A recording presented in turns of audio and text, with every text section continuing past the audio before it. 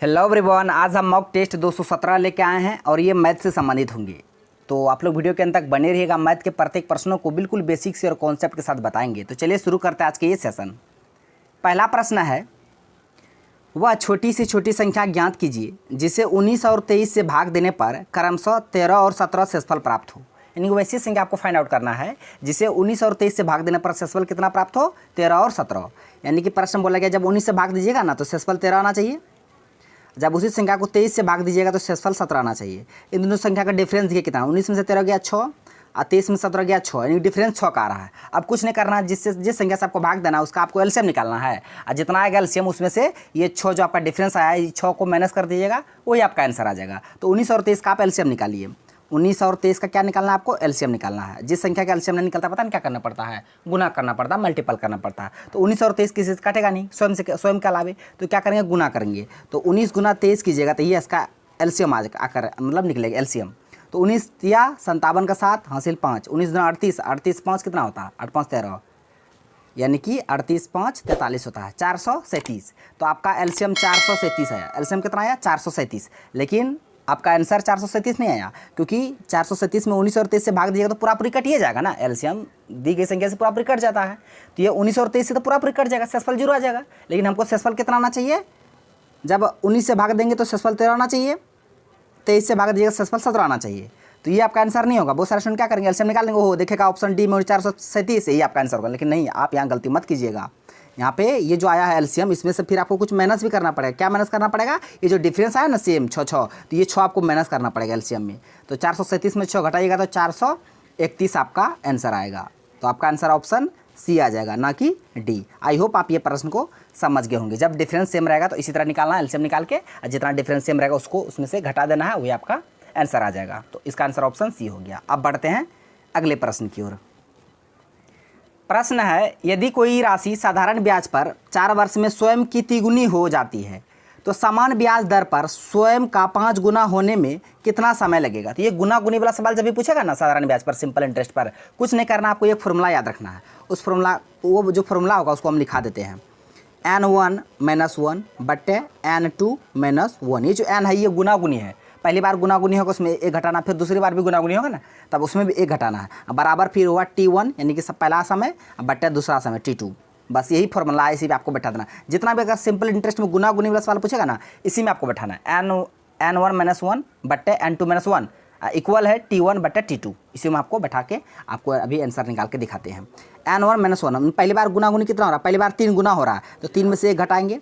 उसके बाद फिर दूसरी बार ना 5 गुना हो रहा है, फिर 5 में 1 घटाएंगे, बराबर। पहली बार समय दिया है 4 वर्ष और दूसरी बार समय नहीं दिया, दूसरी बार निकालना है तो यहाँ t2 रख दीजिए, या t2 या x मान लीजिए, t2 रख दिए या x मान लीजिए, दूसरी बार का समय x मान लीजिए, आपका मन। तो इसी को सॉल्व करना है आपको।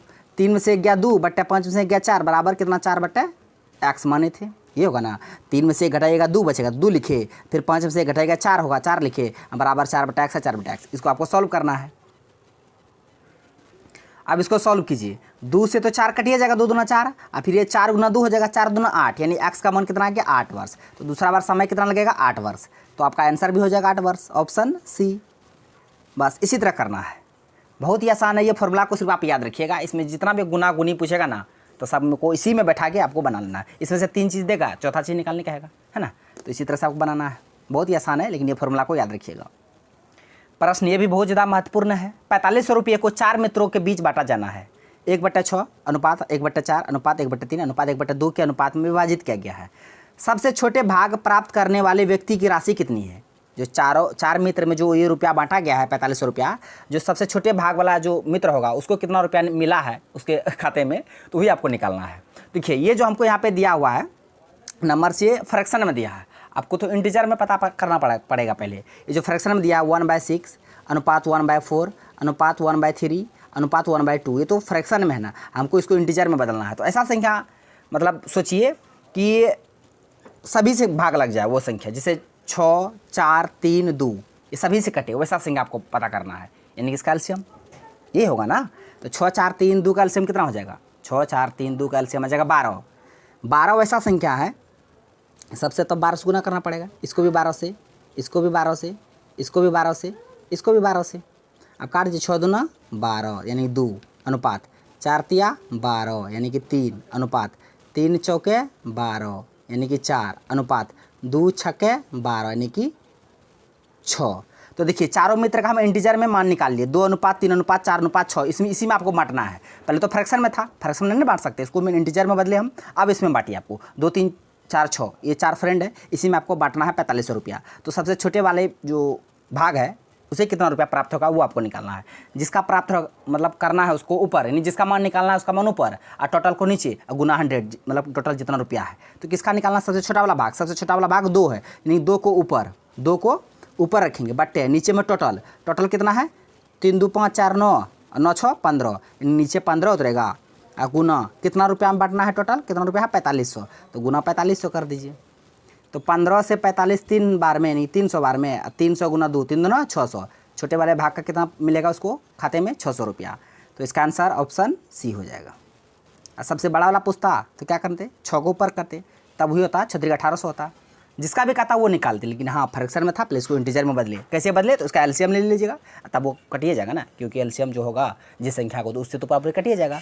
तो ये 4 6 3 2 से कटने वाला कौन सा छोटा संख्या है? वो 12 है, जो सभी को काटता है। 12 जो है 6 भी काटेगा, 4 भी काटेगा, 3 भी काटेगा, 2 भी काटेगा। तब जो 2 3 4 6 इसका क्या हुआ? इंटीजर में मान हुआ। अब इसी को बांटना है, आराम से बांट दो। जिसका मान पूछा उसको ऊपर, टोटल को नीचे, गुना इतना, बस।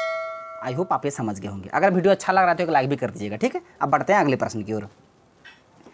प्रश्न है, रीमा गिफ्ट खरीदने के लिए एक शॉपिंग मॉल गई। उसने एक दुकान देखी जो 50% और 30% की क्रमिक छूट दे रही थी और वहां से एक गिफ्ट पसंद किया जिसकी एमआरपी मार्क प्राइस 1700 रुपया थी।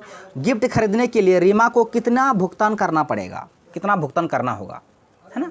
तो देखिए एमआरपी जो वस्तु है गिफ्ट है कितना का है? 1700 का। तो 1700 लिख दिए। आप छूट देखिए, बहुत एक लाइन में क्वेश्चन बनेगा। देखिए कितना लंबा चौड़ा कहा गया है। देखिए वहाँ से शुरू किया है, रीमा से यहाँ खत्म किया, इतना बड़ा क्वेश्चन देके डरिए जाएगा, लेकिन नहीं, एक लाइन में बनेगा। कैसे? तो देखिए 1700 रुपया गिफ्ट है, पहली बार छूट दे रहा 50% का। आप ही को कोई भी चीज़ अपने आप में 100% होता है। 5 का दुकानदार बोलेगा नहीं 50% छूट है, तो 50% छूट है तो बेचेगा कितना? 50% में ना, 50% छूट तो बेचेगा 50% में, गुना फिर 30% का छूट दे रहा है तो बेचेगा कितना में? 70 में। 30% छूट का मतलब कोई भी चीज़ अपने आप में 100 होता है। 50% छूट दिया तो 50 बटा 100, फिर 30% का छूट दिया, यानी 30% का छूट दिया, लेकिन बेचा कितना परसेंट? 70% में, तो 70%। बस इसी को सॉल्व करना, आपका आंसर आ जाएगा चुटकी में। 2 जीरो से 2 जीरो खत्म, फिर यहाँ 2 जीरो से यही 2 जीरो खत्म। अब गुना कर दीजिए, 17 5 फिर उतना गुना 7, यानी कि 17 गुना 5 गुना 7 करना आपको। तो देखिए 7 5 35, 35 5 5 7 35, यानी कि यूनिट डिजिट में 5 आना चाहिए।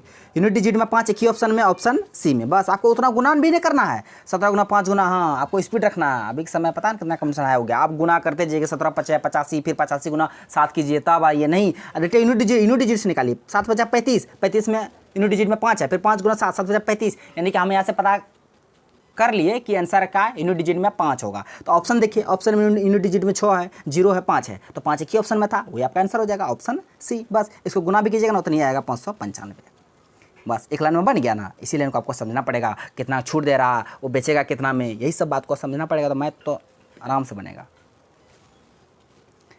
नेक्स्ट है, यदि 20 व्यक्ति प्रतिदिन 5 घंटा कार्य करके एक कार्य को 18 दिनों में पूरा कर सकते हैं, तो 25 व्यक्ति 6 घंटे प्रतिदिन कार्य करके इसे कितने दिनों में पूरा कर सकते हैं? ये MDH पढ़े होंगे ना, तो वो उसी में से संबंधित है। M1D1 H1 बटे W1 इक्वल M2D2 H2 बटे W2, उसी में बैठेगा।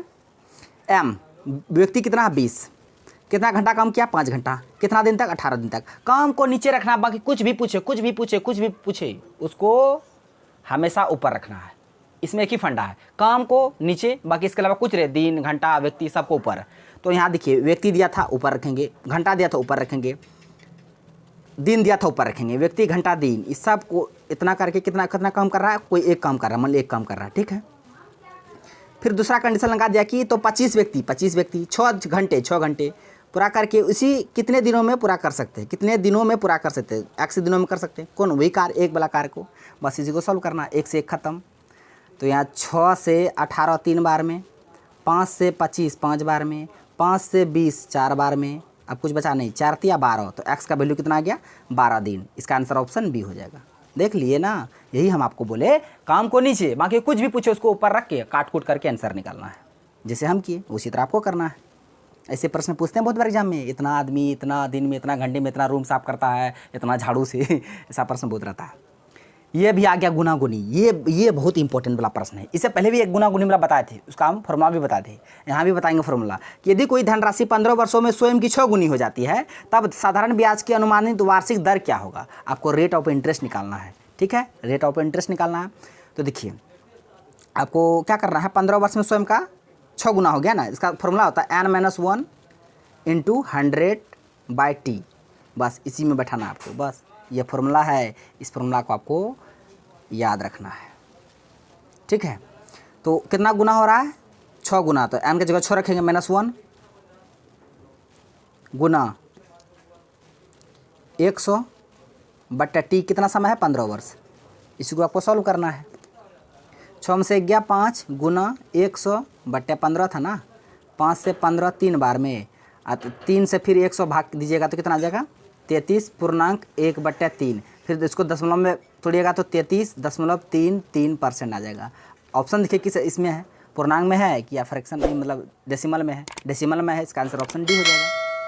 हाँ लेकिन ये फॉर्मूला याद रखिएगा, यहाँ रेट पूछाते हैं, नीचे में टाइम आ गया, अगर टाइम पूछता नीचे रेट आ जाता, बाकी सब वही रहता है n-1 गुना 100, आर पूछता तो टी आ जाता, टी पूछता तो आर आ जाता, दोनों को याद रखना है।